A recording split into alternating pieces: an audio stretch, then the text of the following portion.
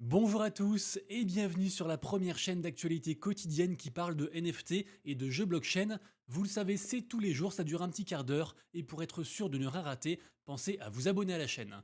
Alors, j'ai intitulé la vidéo du jour L'espoir revient, puisque en effet, on en parlait je crois vendredi ou samedi, je pense que c'était un des derniers week-ends vraiment les plus compliqués, voire une des dernières périodes les plus compliquées, donc ça n'a rien à voir avec l'actualité française, et pourtant je commence quand même avec une news actualité qui n'a rien à voir avec les cryptos, mais tout de même, je trouve ça assez fou, donc j'en parle. Figurez-vous que MrBeast pourrait être président. En effet, le youtubeur numéro 1 mondial, philanthrope et milliardaire, a publié ce message. Si nous abaissions l'âge requis pour concourir à la présidence, eh bien, je me joindrai à la course.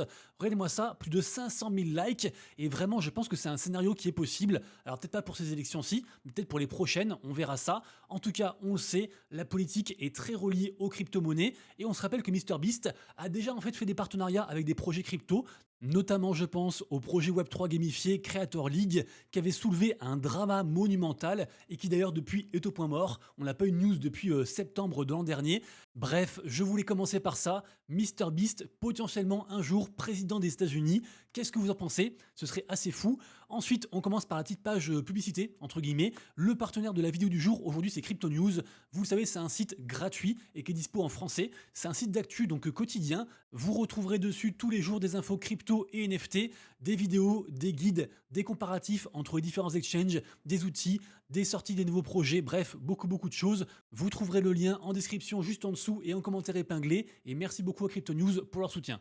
Alors, je vous le disais, l'espoir revient côté crypto en général. D'une part parce qu'en fait, on est sur un petit rebond assez sympathique côté BTC, Ethereum, etc. Donc ça fait plaisir. Également aussi rebond qui est communiqué au marché NFT. Donc pareil, on croise les doigts, on espère que ça va durer. Également aussi un espoir qui revient me concernant, un truc personnel, on en parle juste après. Et aussi côté gaming, avec peut-être le premier jeu qui enfin aurait une économie pérenne dans le temps, un play to earn, ce serait assez fou. Alors, au niveau du marché NFT aujourd'hui, le market cap global qui passe à 63 milliards, donc en légère augmentation, alors que les volumes, eux, sont en descente. Ça, en général, c'est un bon signe. La meilleure vente NFT depuis hier, c'est un Bitcoin Punks, donc un NFT ordinal qui a été vendu à 2 Bitcoins, donc plutôt cool. Et également aussi, on a un peu de changement sur le top 10 des NFT les plus capitalisés, donc ça reste bien sûr intéressant à suivre, puisque c'est censé être les NFT les plus sérieux, en tout cas à l'heure actuelle.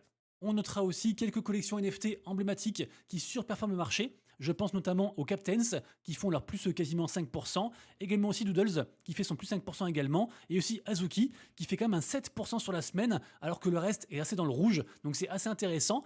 Et d'ailleurs, en parlant d'Azuki, donc une collection d'NFT qui surfe sur un narrative animé, je suis tombé sur cette animation que j'aime beaucoup, qui est faite par Well.mocha, un compte très intéressant. Donc c'est l'évolution des floor price au fur et à mesure du temps, et suivant en fait les différents projets Azuki qui sont sortis, notamment on se rappelle de la débandade de Elemental qui a tout fait chuter. Donc c'est un truc que je trouve très, comment dire, très parlant, et qui d'ailleurs reflète aussi un petit peu la tendance au global sur toutes les grosses collections NFT qui ont démarré de manière tonitruante il y a environ 2 ans, et qui actuellement en fait sont quand même pas mal écroulés. Et d'ailleurs, puisqu'on est sur les animations, regardez-moi ça, un petit comparatif des prix les plus hauts d'une collection NFT avec le prix actuel. Et franchement, ça fait flipper. On commence par les Bored Ape qui étaient à 150 Ethers et qui là sont à 10. Moonbirds 40 to 0,3. Doodles 21 to 1,4. Bref, c'est quasiment du divisé par 100 sur toutes les collects. Ça fait assez peur. Et finalement, on se demande si la prochaine animation, aujourd'hui c'est une thématique animation, est-ce que du coup c'est réel ça? Donc expectation contre réalité. Donc ce qu'on attend en fait contre la réalité. Regardez-moi ça, ça dure 16 secondes. Je vous laisse profiter. Voilà, donc vente d'un NFT Beeple à 69 millions de dollars. Et puis après, des projets NFT qui font donc en fait ce qu'on appelle des cash grabs. Donc c'est-à-dire qu'en gros, ils récupèrent de l'argent juste pour eux au final. Et nous qui nous retrouvons avec un billet de 0 $ à la fin. La question c'est, est-ce que les NFT ne vont pas à zéro? Moi, ce que je pense, c'est que comme je vous l'ai dit, je pense que l'espoir revient. Je pense qu'on a éventuellement touché un bottom il y a environ genre une semaine, 10 jours. Et que là, en fait, on est sur un joli rebond et que ça pourrait repartir. Après, on se rappelle que les NFT sont en bout de course. C'est un peu une histoire de vase communicant, toute cette histoire, au niveau liquidité. Et donc, il faut attendre notre tour. Actuellement, c'est plus tout ce qui est même coin. Mais moi, je pense qu'un jour, les NFT reviendront sur le devant de la scène et que donc les liquidités qui se trouvent actuellement ailleurs se redéverseront pardon, dans les NFT et que donc l'avenir est radieux. Voilà, l'espoir revient. L'espoir revient d'ailleurs personnellement pour moi peut-être, on croise les doigts avec le projet Well. Rappelez-vous, j'en ai parlé, j'ai fait carrément une vidéo dédiée. Ma plus grosse perte crypto depuis que je suis dans l'écosystème, j'ai perdu 60 000 balles à cause de ce projet. Enfin, à cause de ce projet, à cause de moi, mais donc sur ce projet. Allez voir la vidéo si vous ne l'avez pas encore vue. C'est assez intéressant, je pense, et je pense qu'on peut retirer comme ça, en fait, de l'XP, de l'expérience de chaque, comment dire, de chaque événement qui nous affecte en bien et en négatif. Je pars dans tous les sens aujourd'hui. Bref, le projet Well suit. Apparemment, prendrait donc de bonnes dispositions par rapport au gros drama. Je vais pas revenir dessus, mais pour la faire courte, les NFT devraient en fait avoir une nouvelle utilité et donc aussi donner plus de tokens à l'avenir. Également aussi, la team va burn 2,5% de toute la supply en sacrifiant leur propre allocation. Donc c'est une excellente nouvelle. Évidemment qu'il faudra en faire beaucoup plus pour, entre guillemets, regagner la confiance des investisseurs et de la commu, parce que pour l'instant c'est un petit peu dans les choux. Malgré ça, le projet a très bien accueilli la nouvelle, puisque en effet, le token est parti donc des enfers, de 0,0015 à quasiment x2, à 0,0027, et actuellement on est sur un 0,0023 en gros. Les NFT, eux, et c'est pas un jeu de mots parce que c'est des œufs, les NFT, eux, avaient atteint un bottom à 0,06, ils s'étaient écroulés, et là ils ont quasiment fait x2 en fait, genre en 48 heures.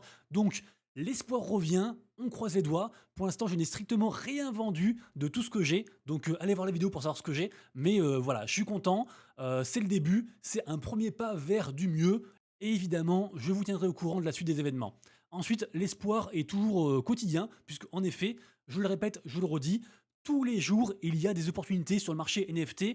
Des fois, il vaut mieux ne rien faire, mais vraiment, il y a plein d'écosystèmes. L'argent est beaucoup plus dilué qu'avant. Avant, quasiment tout était sur Ether et sur Solana. Maintenant, c'est un petit peu sur Base, sur Bitcoin, sur ce que vous voulez, sur Elrond éventuellement. Bref, regardez-moi ça. On a la collection NFT Billy Cats, donc sur Bitcoin, ordinal, qui a fait un plus 200% en une journée. Donc assez incroyable. Donc bravo à ceux qui sont dessus. Moi, je suis pas du tout dessus, mais juste pour dire que comme ça, tous les jours, c'est possible. Il y a toujours comme ça quelques collections qui pump, et donc ça fait du bien de voir ça. Ensuite, démarre aujourd'hui à Bruxelles, en Belgique, l'Ethereum Community Convention. Donc c'est un gros événement, peut-être le plus gros événement consacré à Ethereum sur l'année. Et donc il y a plein de projets là-bas et on n'est pas à l'abri qu'ils en profitent pour faire des grosses annonces. Donc c'est un événement à suivre pendant les 2 prochains jours. Et pour terminer, très gros projet qui arrive très bientôt, le projet Kaiser. Alors c'est carrément en fait une blockchain de type Layer 1. C'est une blockchain qui surfe sur la narrative d'Epine, notamment pour allouer une partie de la puissance de notre GPU à d'autres utilisateurs via la blockchain et être récompensé pour ça. Et en fait, ils vont faire un mint très bientôt. C'est un mint gratuit. Il y a seulement 888 NFT. C'est sur Ethereum. Évidemment que si vous chopez une whitelist, ce truc-là vaudra de l'or, je pense. Donc, faites tout pour en avoir, évidemment. Moi, malheureusement, j'en ai pas même pour moi. Ah, et juste avant qu'on passe à la partie gaming, ça vient tout juste de tomber, on a un update par rapport au futur airdrop de Debank qui est aussi lié à celui du White Rabbit parce que c'est la même team. Donc ça y est, en fait maintenant on peut grind de l'XP. Alors je trouve qu'il nous farme beaucoup la gueule, donc on verra comment ça se passe. Mais voilà, pour ceux que ça intéresse, je vous mettrai le lien en description. Sachez que j'utilise Debank quasiment tous les jours. C'est à la fois un wallet tracker qui permet donc de suivre ses propres investissements, mais aussi celui en fait des autres projets. Et également aussi c'est un peu une sorte de réseaux sociaux. Donc n'hésitez pas à check et à participer à cette nouvelle campagne de farming. Côté gaming ensuite, l'espoir ne nous a pas quitté, notamment sur l'écosystème Telegram. Regardez-moi ça, le Notcoin, qui surperforme complètement le marché avec un plus 10% sur aujourd'hui. Et rappelez-vous, il y a 9 jours, j'ai fait une vidéo dédiée sur ce projet, enfin dédiée, où j'en parlais beaucoup, sur le possible retour du Notcoin pour différentes raisons. On était, je crois, à 0,014 $, un machin comme ça. Et donc là, aujourd'hui, on est à 0,017. Franchement, ça sent très très bon pour l'écosystème Telegram au général, Notcoin y compris. Et je vous le rappelle, pour ceux qui sont intéressés par la vague de ce qu'on appelle les tap to earn, donc des jeux gratuits où on tapote son téléphone, j'en ai quand même pas mal parlé. Le top 5 actuel, c'est Hamster Combat, Pixelverse, Cat Season, Snaketon et Phanton. Et franchement, je pense que ça va continuer à perdurer. Cet écosystème est assez fou. Et en termes d'adoption de masse, c'est vraiment complètement dingue. Je rajouterai tout de même le projet Watt Protocol, dont j'ai commencé à parler il y a environ un mois, et qui est lié à une crypto, qui s'appelle la crypto Game, GMEE. Le projet Watt Protocol, c'est un projet donc sur Telegram qui est fait en partenariat avec Animoca Brands. Et donc ce projet en fait a propulsé la crypto GME. Regardez-moi ça, là elle est à 0,041.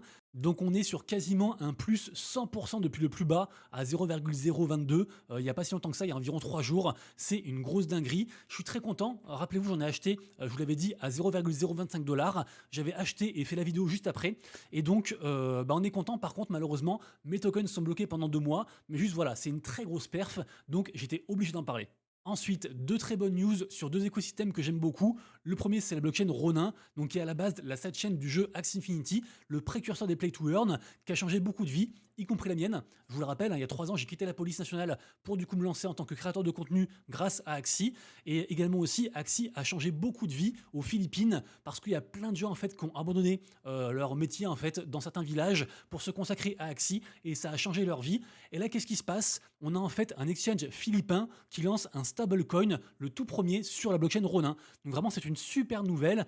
Et je suis heureux de voir que cet écosystème continue à se développer. Et moi, je suis très bullish sur Ronin et sur Axie pour ce bull run. Également aussi, seconde très bonne nouvelle par rapport à Immutable X, puisque en effet, actuellement, on a une grosse campagne de airdrop sur cette blockchain. Et donc là, en fait, on a atteint les 1 million de wallets de passeports Immutable X qui sont enregistrés. Donc c'est une très très belle étape. Et pareil aussi, tout ce qui est Immutable X, ZQVM, j'y crois très très fort pour ce bull run.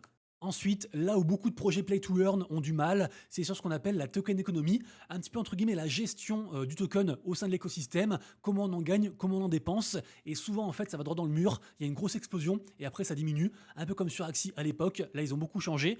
Mais là, on est peut-être sur un changement de paradigme, puisque en effet, le projet Pirate Nation génère plus d'argent apparemment que prévu. En effet, il génère entre 60 000 et 70 000 dollars de revenus par jour, parce qu'en fait, les gens dépensent le token pirate dans l'écosystème. Donc, ils ont vraiment trouvé un moyen pour que les gens en fait redépensent leur token pour progresser dans le jeu, et pas juste en fait jouer au jeu en mode gratuit le plus possible et retirer l'argent à chaque fois. Donc vraiment, Pirate Nation, j'en parle régulièrement, ce projet est en train de tout surperformer. À la base, c'est pas un projet, enfin je veux dire le gameplay, c'est pas un truc de fou, c'est un projet un peu pixelisé, une sorte de RPG, on combat sur un bateau, on fait des quêtes. Voilà, c'est pas un truc de fou, mais les gens ils kiffent quand même y jouer et surtout en fait le projet semble périn. Les NFT s'en sortent très très bien. Regardez-moi ça, ils sont à 1,18 ETH, donc c'est assez incroyable en cette période. Le token pareil aussi, il est à 0,26 dollars. Il a été lancé il y a moins d'un mois et la charte est vraiment super belle. Et également aussi, regardez-moi ça, c'est assez fou. On a plus de recherches sur le terme Pirate Nation sur Google en fait que si on additionne les recherches NFT Game plus Web3 Games.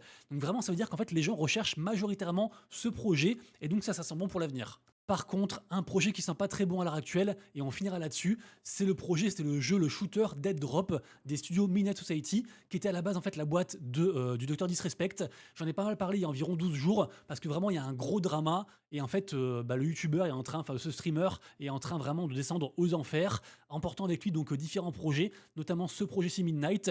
Et là, qu'est-ce qu'on apprend? Alors ça n'a rien à voir avec le Web3, mais quand même il y a un lien, puisque en effet, on apprend en fait que Rogue Company a décidé de désactiver le skin Dr Disrespect dans leur jeu, sauf qu'en fait les gens se plaignent parce qu'ils ont acheté ce skin, ils l'ont acheté 40 balles. Alors ils font ça bien entendu suite à la polémique qui entoure donc le Dr Disrespect dont j'ai parlé dans ma vidéo, comme je vous disais. Mais là où c'est intéressant, c'est qu'en fait si jamais c'était un NFT à la place de juste un skin comme ça qui appartient au studio et au jeu, en fait les gens ils resteraient propriétaires de leur NFT peu importe ce qui se passe. Donc vraiment en fait la réappropriation de ces skins, de ces personnages dans les jeux, etc., ça a vraiment un réel avantage parce que je vous le rappelle, quand vous dépensez des centaines d'euros dans des skins sur League of Legends ou autres, bah en fait ces skins ne vous appartiennent pas. Pareil sur Fortnite ou autre, ça ne vous appartient pas. Contrairement donc aux NFT apportés par la technologie blockchain, je précise tout de même qu'ils ont dit qu'ils allaient rembourser les gens. Les amis, du coup, c'est tout pour moi. J'espère que vous avez kiffé la vidéo. Si c'est le cas, petit pouce en l'air, petit commentaire, ça régale, ça soutient et ça booste l'algorithme. On se retrouve dès demain pour la prochaine vidéo. Et d'ici là, bien sûr, prenez soin de vous, de vos proches et de vos wallets. C'était Monsieur Rabbit, des bisous. Ciao.